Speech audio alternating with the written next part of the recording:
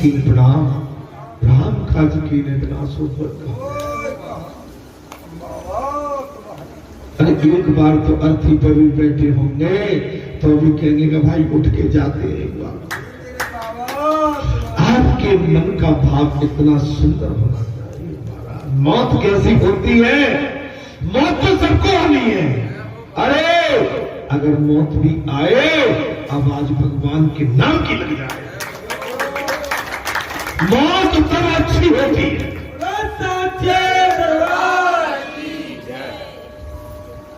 मौत में न तो खुद रो न सामने वाले को रो,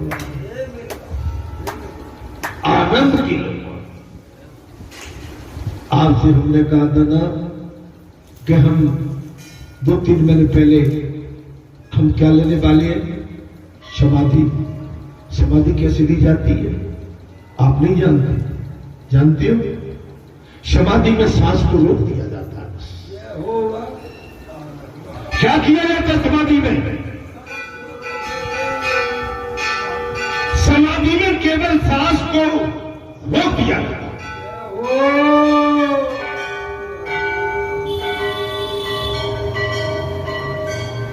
और समाधि में सांस को रोकना हर जीव के बस की नहीं। समाधि कोई आत्महत्या नहीं है, योग।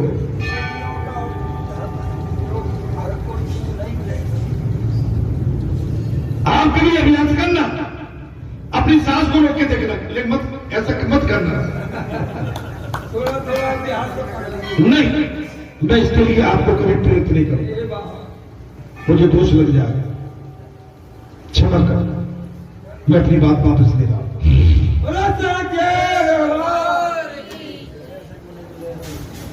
जी अब वैसे ही लटक रहे हैं और मर रहे हैं तो मैं क्या करूं उसके लिए? हाँ, लेकिन वो इच्छा आपकी केवल ब्रह्म से मिलने की होना चाहिए, संसार से मिलने की नहीं। आपकी उतने टाइम की जो इच्छा है भगवान से मिलने की। महाराज मैं कमाता हूं, ऐसा अभिमान ग्रस्त को कभी नहीं रखना चाहिए। लेकिन आजकल तो ये बात नगर में हो गई, हम कर करके मर गए। अरे भैया तुम पहले पैदा हुए हो तो करना पड़ेगा, पीछे करना पड़ेगा। एक सिस्टम है कि बड़े हुए तो बैठ जाते लायक। आजकल तो माता पिताओं को बड़े भाइयों को भी उड़ाना मिल जाता है, हम तो कर करके मर गए। भाई ऐसा तुमने क्या कर दिया? अच्छा कुछ विशेष कर दिया तो मुझे बता दो। जी महाराज ये द्रव्य मेरा है, ऐसा अभिमान मत करो। द्रव्य सभी का है, द्रव्य धन है, द्रव्य आपका सब कुछ है, जलपान है, सबका अधिकार। गृहस्थ भाव दैत्य सिद्ध करे, पति पत्नी सत्संग करे, एकांत में बैठकर हरि कीर्तन करो। लेकिन ऐसा कोई नहीं। कोई फोन लगा के घर में बात कर रहा है, कोई किसी चक्कर, पुजारी तो भीतर बैठे हुए माता का पाठ करते रहे। एक पुजारी को देखिए तो वो पत्र लेके बैठे रहते वहां। अब पत्रा तो खोलना पड़ेगा भाई, जजमान आएंगे तो कह रहे देख लो भैया। मन जितना कीर्तन करे, जितना भगवान के चरणों में प्रेम करे, आपकी हमारी साधना तब तक भगवान के आंगन में ऐसा, भगवान के आंगन में नाचेंगे, गाएंगे, कीर्तन करेंगे, संकीर्तन करेंगे, कथा सुनेंगे, कथा सुनाएंगे, सबको आनंद की अनुभूति कराएंगे, सबका दुख मिटेंगे। थके हुए आएंगे, उनकी थकान खत्म करेंगे। उदास मन से जो आएंगे उनकी उदासी काटेंगे, दूर करेंगे। कीर्तन से कली के दोष का विनाश होता है, कलयुग का। कीर्तन से कलयुग के दोषों का विनाश होता है। धर्म में अर्थ का उपयोग करो, धर्म में धन का उपयोग करो। लेकिन ऐसा कोई नहीं, अंटी मारी नहीं खींच कर, और बाबा बैठा हुआ सब देख रहा हमारा। देखो कस कस के टोली भर भर के निकली जा रही, जहां बुल डाल दो एक मुंह बांध के कट्टा, और बड़ी टोली छोटा बोले जी हमारी है। लाल भैया, भगवान को जब मन खोल के दोगे तो भगवान भी तुम्हारे घर में मन खोल के तुम्हारे आड़े आड़े तुम्हारे सब लगे। बोले भगवान का हम श्रृंगार तो करना चाहते हैं, लेकिन भाई कितना खर्चा आएगा। अरे खर्चे की सोचोगे तो श्रृंगार नहीं कर पाओगे।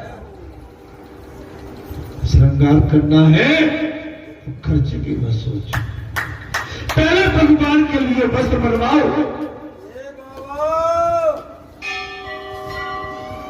और वस्त्र जब बन के आ जाएंगे तो फिर तुम्हें हिसाब तो देना ही पड़ेगा। कितने के बनते हैं जी मत सोचो। भगवान के लिए कोई इसके लिए सीमा निर्धारित नहीं है। भगवान का चोला कितना में चढ़ता है? सोने चांदी की भस्मी लाए तो भगवान का चोला तो 2-5 लाख से भी ऊपर हो जाए। बोलो सच्चे भगवान। अगर भाव से लाए तो एक चुटकी सिंदूर बहुत कुछ कर सकता है। एक चुटकी सिंदूर की बहुत बड़ी कीमत होती है, लेकिन भाव से ठाकुर जी के आंगन में खाली हाथ नहीं, भरे हाथ। ठाकुर जी के लिए आना है तो केले, माला, फल फूल ये सब लेके आए। आप ग्रामीण प्रदेश से हैं, अरे मंगलवार को तो दूध जाकर खरीदना नहीं पड़ेगा। लाते और दूध तो बाबा के नाम से सीधे बाबा की रसोई लगी। दूध किसी के घर के लिए नहीं। बात नहीं मान रही, जानते हो बोलना नहीं चाहिए। अंकमाला भी मिले तो ऐसे बन जाओ भगवान की बेटी मान जाओ।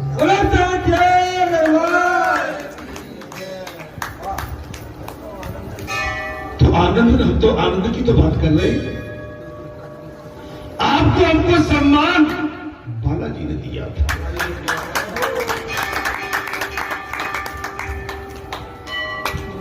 1100, 2100, 5100 जो बालाजी के नाम से बेटा मिले, नहीं जाके देख लो भाई, 20 रुपया दे के नहीं जैसे बालाजी का पैसा बालाजी, भगवान का पैसा भगवान की, भूल मत करना। भगवान के वस्त्र जन कल्याण के लिए, गुरु पूर्णिमा को वैसे भी कितने भी वस्त्र आते हैं, यहाँ रखे हुए और पड़े यहाँ से चलते रहते, साल भर में बट जाते। घर के लिए मारे जाओ, यहाँ के वस्त्र अगर पहन के तुमने पुतरिया घर पे रख के बाटी खाई तो ये योग नहीं, ये अशुद्धि है, कुबुद्धि है। अरे तुमको क्या चाहिए? सम्मान, सम्मान मैंने तुम्हें अपनी गद्दी दी, मान मैंने अपना मुकुट दे दिया, बारी मैंने तुम्हें अपना भाव दे दिया।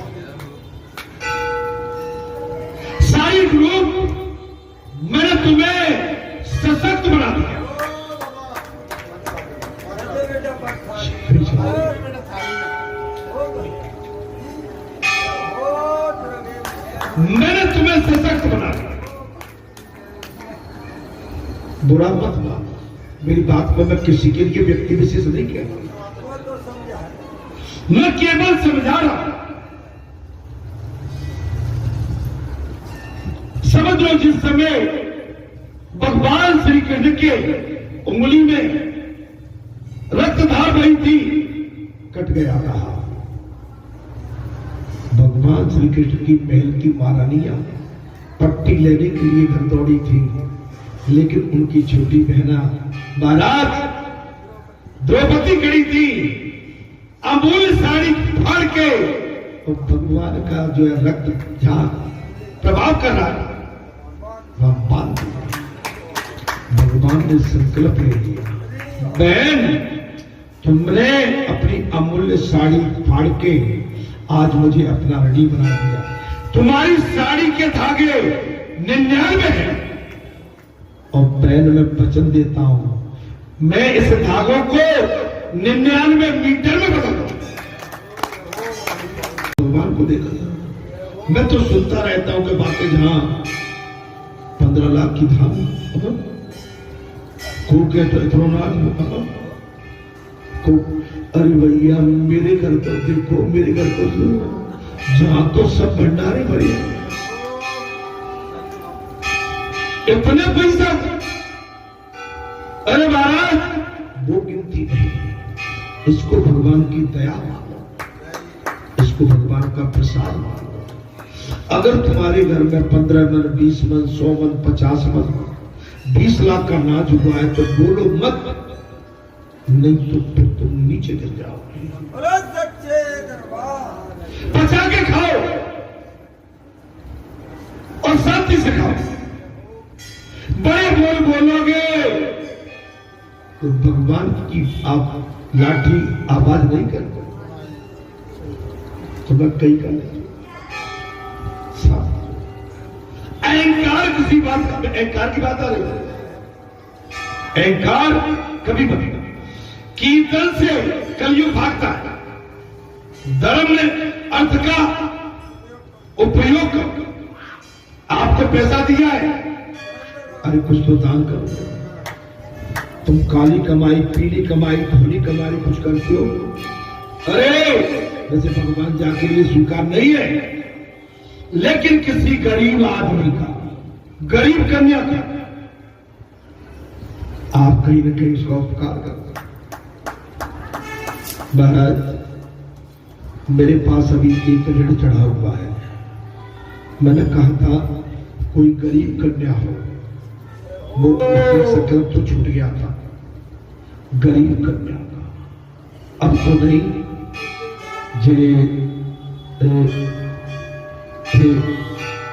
दिवाली के बाद अपना जो कार्यक्रम भी शायद होगा, उस समय देखेंगे, एक संकल्प छोड़ देंगे, फुर्सत हो जाएगी। क्योंकि कर्ज किसी का लेना और वाणी कर्ज है एक तरह का, अगर वाणी से भी बोल दिया वो भी कर्ज है, तो चुकाना पड़ता। मौज मजे में तभी साथ साथ रहते हैं और दंड अकेले भुगतती।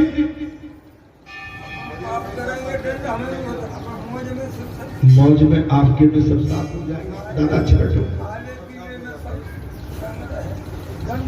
लेकिन दंड आपको होगा।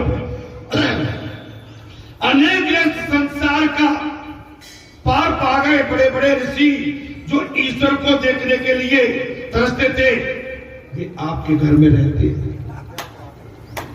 कोई बात हो, बड़े बड़े ऋषि, बड़े बड़े ज्ञानी ईश्वर को देखने के लिए तरसते हैं, वो ईश्वर आपके घर में रहते हैं।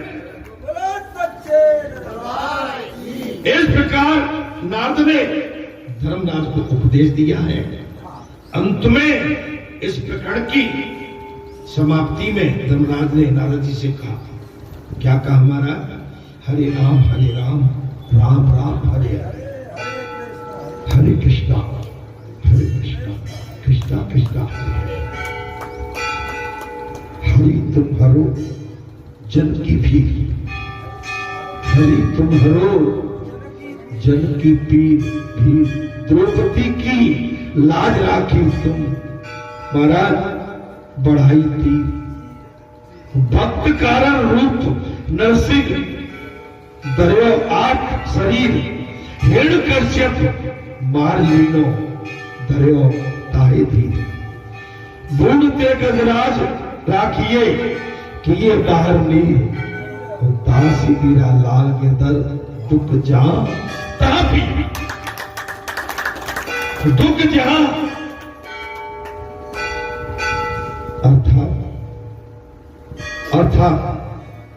अर्थात ईश्वर निरपेक्ष है। ईश्वर कैसा है? कथा में आनंद आ रहा है क्या? ईश्वर कैसा है भाई? तो भी ईश्वर जीव पर कृपा करते,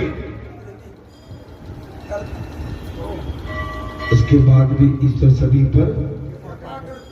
मनुष्य जब तक अपने किए हुए पापों को याद करेगा तो उसको पता लगेगा कि जो कुछ उसे मिला है उसके लिए वो योग्य नहीं है।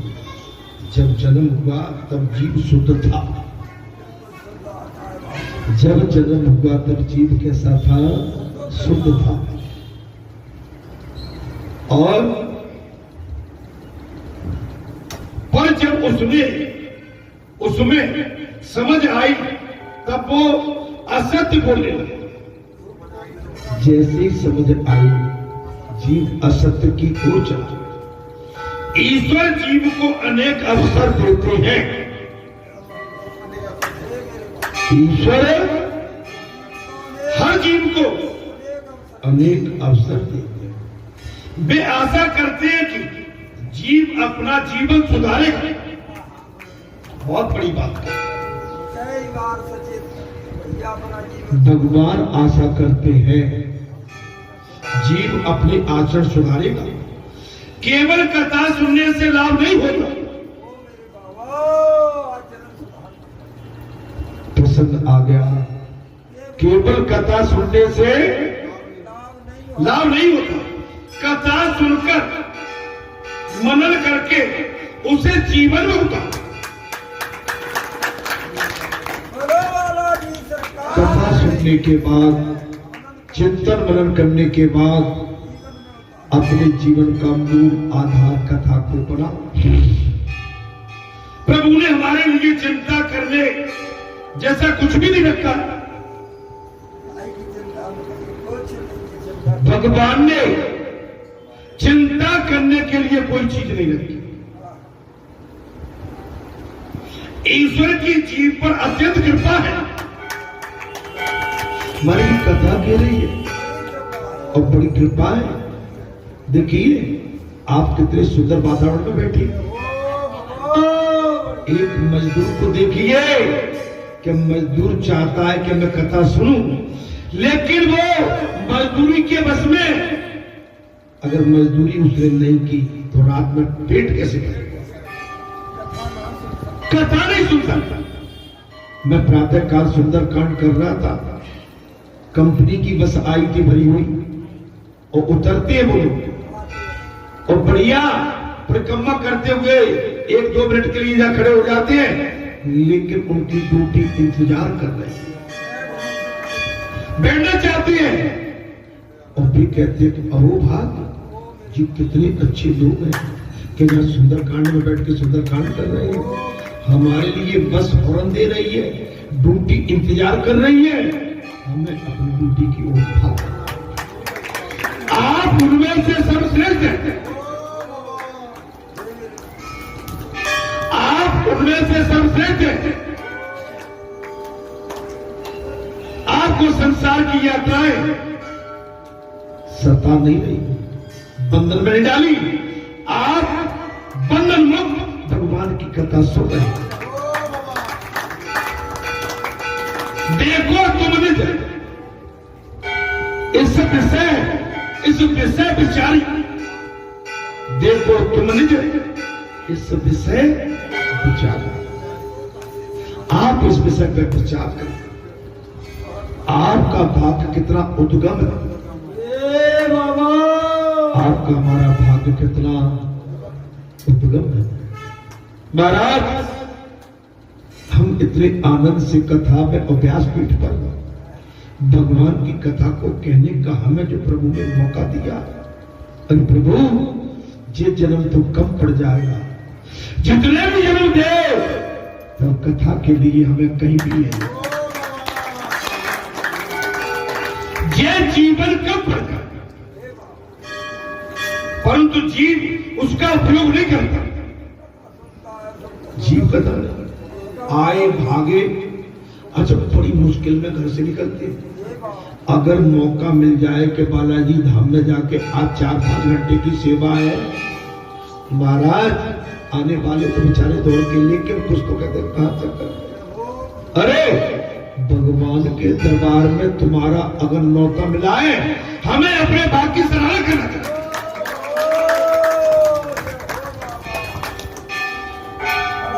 अरे संसार का राजा तुम्हें बुला रहा है,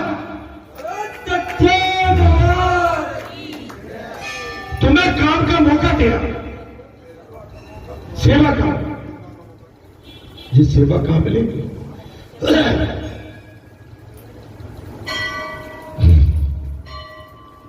पवित्र विचार करने के लिए प्रभु ने मन दिया,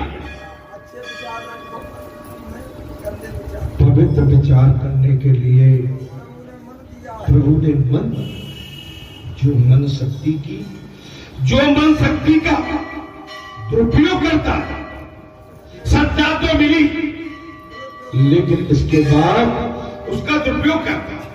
देखिए मन का दुरुपयोग जो करता है वो खतरे में फंसता है।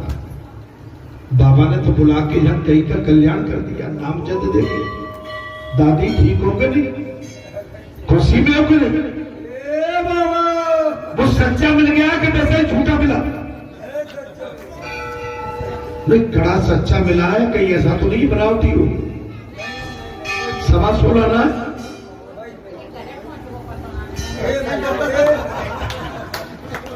दादी,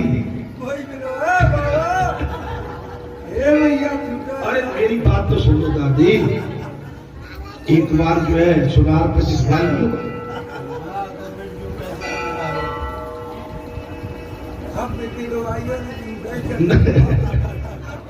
नहीं वो सच्चा, पिछले मंगलवार को दादी का मन नहीं लग रहा है ना, तो मेरा आज से एक दादी तो क्या आती नहीं थी, वो कहीं अपने घर परिवार में कोई कार्यक्रम था उनके में काम वगैरह काम हो गई इटावा। अब तो दादी इटावा अपने काम से गए थे, घर परिवार में कोई धार्मिक अनुष्ठान था कोई, है ना, चलिए। और एक दादी उदास बैठी थी, बड़ी चिंता हो रही थी, बेटी का कंगन चला गया, बोले बड़ा मुश्किल की बात। महाराज जो मन शक्ति का दुरुपयोग करे वही दैत्य है, वो दैत्य है, वो राक्षस है। जो मन शक्ति का दुरुपयोग करे, किसी को सताने का दुरुपयोग करे, वो राक्षस है। मन में शक्ति है, कथा में प्रसिद्ध आ गया, बोले मन में, नारद जी कहते हैं धर्मराज मन में शक्ति है। जब जीव ईश्वर रूप में लीन होता है, मन में शक्ति है। जब जीव ईश्वर रूप में लीन होता है तब मन शक्ति का विकास होता है, तब आपका हमारा मन भक्ति के मार्ग में लगता है। और भक्ति का मार्ग में जिसका मन लग गया उसका उद्धार हो गया, उसका इस संसार से बेड़ा भक्ति में लग जाए। ये भक्ति का मार्ग। एक पंथ दो काज, बालाजी धाम में आम के आम और गुठलियों के दाम। अब आप कहते बाबा गुठली के दाम कैसे, और मेरे प्रभु की कथा भी सुनो। महाराज बिन सत्संग विवेक न हुई, बगैर सत्संग के विवेक आपका उद्गम नहीं हो सकता। 25 साल से बालाजी सरकार ने बोले दर्शन करो मेरे, और मैं राम कथा भी देता हूं। एक पंथ दो काज, सत्संग बड़ा है। बोले ये दर्शन करने तो आएंगे, लेकिन इनके विवेक को भी जागृत करना। मेरे पास बाबा आज से 25 साल पहले मैं संसार में कहीं बैठा हुआ था और सवेरे का टाइम था, और ये इस तरह के वस्त्र पहन के आप देखिए, मैं अनबे की जगह पे था।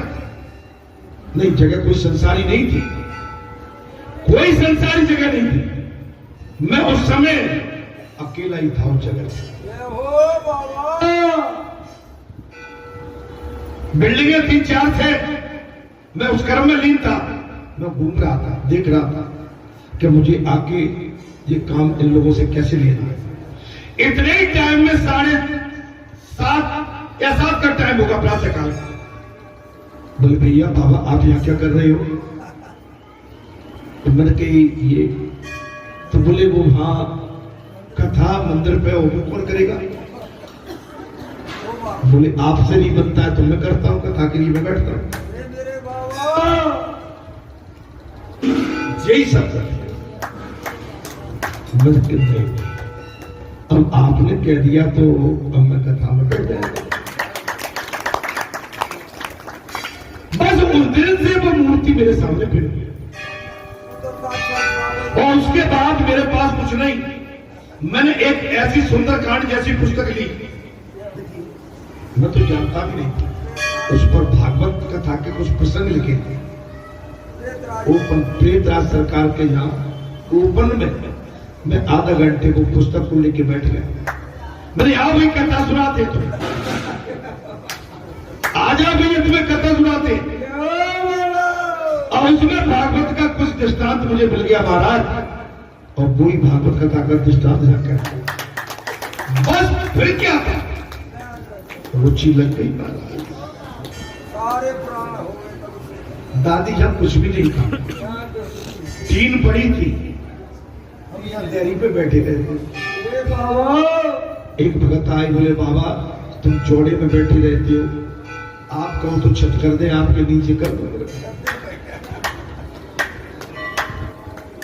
प्रभु को जो कराना होता है, किसी न किसी माई के लाल को वो खड़ा कर दे। प्रभु की कृपा में सब काजू और जन्म हमारा सफल हो पाता। नाथ खबर सुख की जो करनी सहसो मुकर जाए, जो मन शक्ति का दुरुपयोग करता है वही देते। मन में शक्ति है, जब जीव ईश्वर रूप में लीन होता है तब मन शक्ति का विकास होता है, और जब मन विषयों में पड़ता है, जब मन विषयों में भटकता है तब मन शक्ति का विनाश होता है, तब मन शक्ति का विनाश होता है। ईश्वर जीव मात्र पर कृपा बनाए रखते, उसकी पवित्रता से अधिक उससे देते, उसकी पात्रता से अधिक देते। ईश्वर हम पर इतनी दया कृपा करते हैं, हमारी महाराज पात्रता से भी अधिक हमको देते। कई ऐसे उदाहरण जो जुड़े हैं उनके घर में प्यारे प्यारे हो गए। अरे अच्छे पढ़े पढ़ों से भी वो बड़े पढ़े लिखे हो गए, और जिनको ये था कि हमने तो भाई दिल्ली जीत ली, वो फसड्डी बन के आज भी बैठे। जिसके लड़के बच्चे सही जगह पर पहुंच गए, उसका संसार संभल गया, और जिसके लड़के बच्चे पढ़े लिखे होने के बाद भी अनपढ़ बन के इधर उधर घूम रहे हैं, बैठे हुए, उस घर की प्रगति विकास रुक जाता है। दादी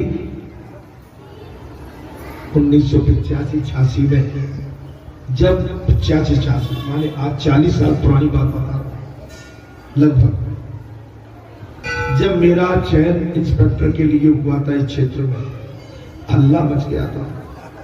आप समझिए 45 साल पहले 2 स्टार डायरेक्टर लगना बहुत बड़ी बात, और वो भी ग्रामीण परिवेश से, किसान का बच्चा।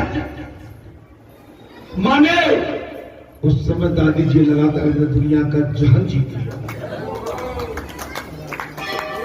आज तो 2 स्टार 3 स्टार और 1 स्टार प्लस अशोक चक्र लगाए घर घर में बैठे हुए। उस समय एजुकेटेड पढ़े लिखे लोग बहुत कम होते थे, बहुत कम होते थे महाराज। और उस समय किन परिस्थितियों में हम पढ़े थे जी, हमारा जी जाता।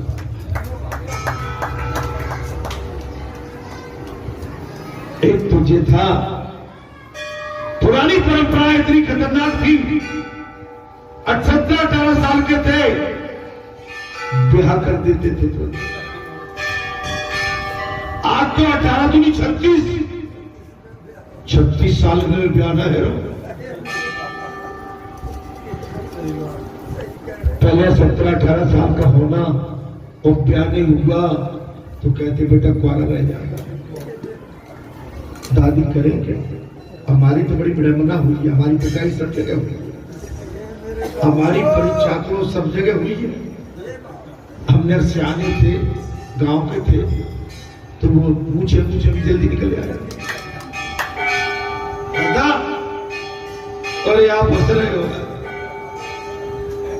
17-18 साल में पूछे निकले खाली खाली। अब भैया जब बिहार में गए थे वहां इतने अपनी तरफ तो वो सहरा चलता है, ये पहले, और बुंदेलखंड में ये चलता नहीं था।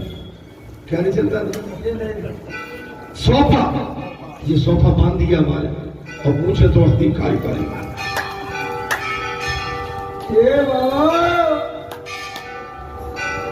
और पालकी में बैठी है, काय में देखो दादा, घोड़ा घोड़ी बड़ी विडंबना। मैं बात कम कर नहीं रहा, सुनने की इच्छा है।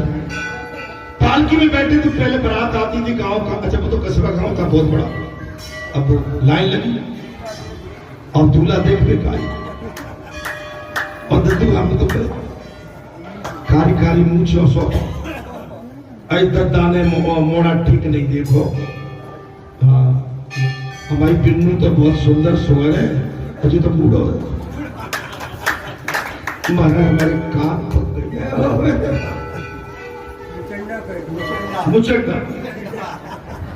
अब आप अंदाज लगा लो, हमारे ब्याह है 51-52 साल हो गए, तो बूढ़े तो हम आज भाई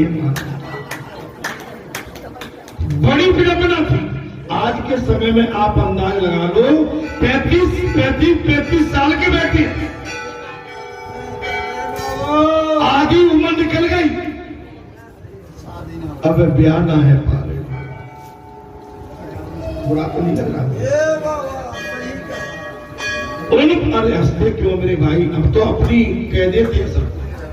हाँ और दादा 3 तरह की होती है, जो सोफा उठा के, और जो फिर अपने पैंट शर्ट अपनी पहनी बढ़िया वाली समझ, और बढ़िया जो काले वाले बाल दे के, अब तो ठीक ठाक है। और गांव में तो जानते ही हो भाई, बहन बेटी आई जाती है, नहीं ठीक ठाक है ना। चलो वो संसार है, संसार में आपको मार तो खाना पड़ेगा, लेकिन हम भैया क्या करेंगे? हम तो और वो ऐसे जैसे बढ़िया फूल न घस भी रहे थे, जब पूरा कहीं तो हमारा मोही सुकड़ गया,